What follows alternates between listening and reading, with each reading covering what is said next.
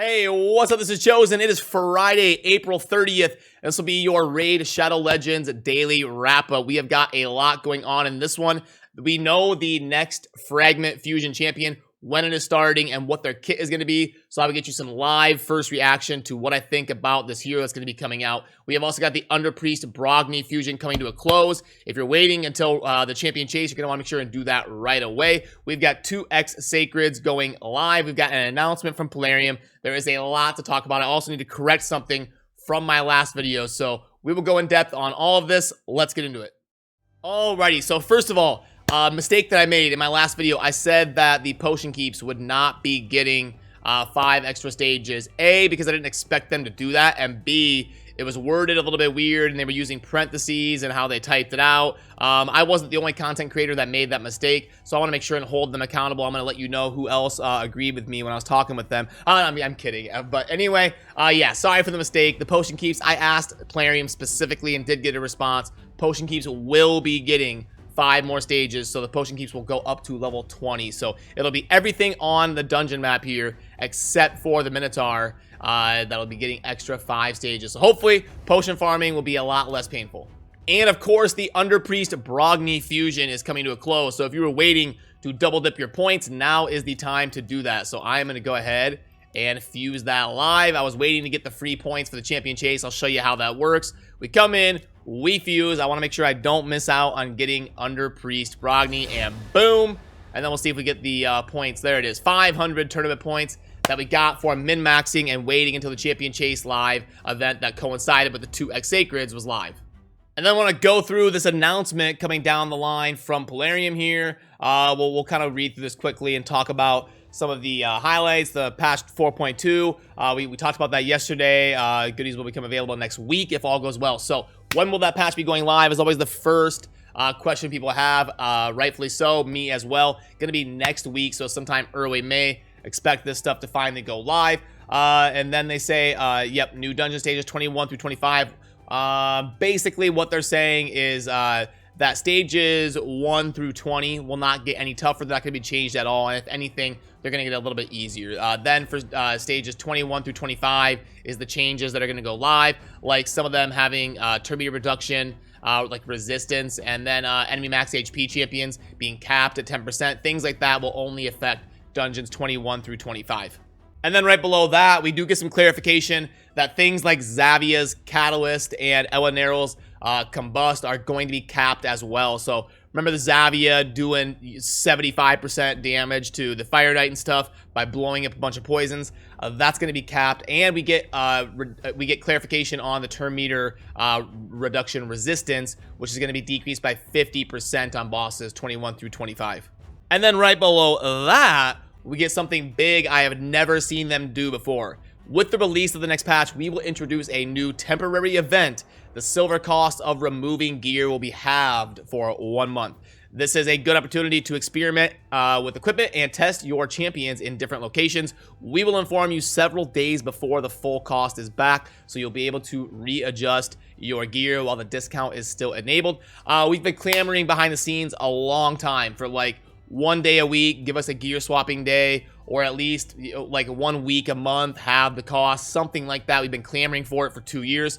Boom, at least we're getting, we're opening the door. We're opening Pandora's box to them listening to that feedback, and they are going to be doing that. So hey, it's a step in the right direction. It is, I would like them to just remove it and then make the time frame shorter. Like instead of 1 month, just say, hey, we're gonna remove the cost for a week. Have at it, test your stuff. But at least you're going to be having it. At least they are listening. At least they are going down the path of being open to that idea. So this is all pretty good news in terms of new stuff coming to the game and the fact that they are listening to feedback on the silver stuff.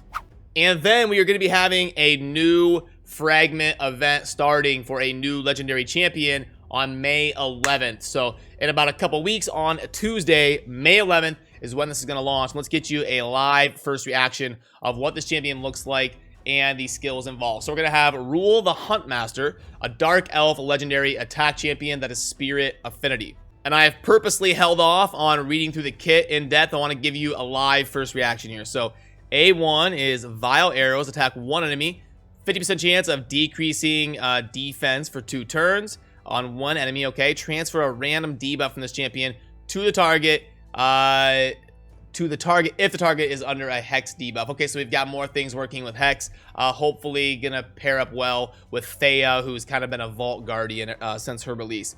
The A2 is gonna be attack all enemies, places an extra hit on enemies under a hex. Will ignore 25% of each target's defense if there are 4 or more enemies under a hex debuff. Cooldown's 4. I bet we can book that to 3. Could be a pretty solid AoE. Anytime we get built-in ignore defense, it's like a free savage set on this AoE. So we've got some huge damage potential there.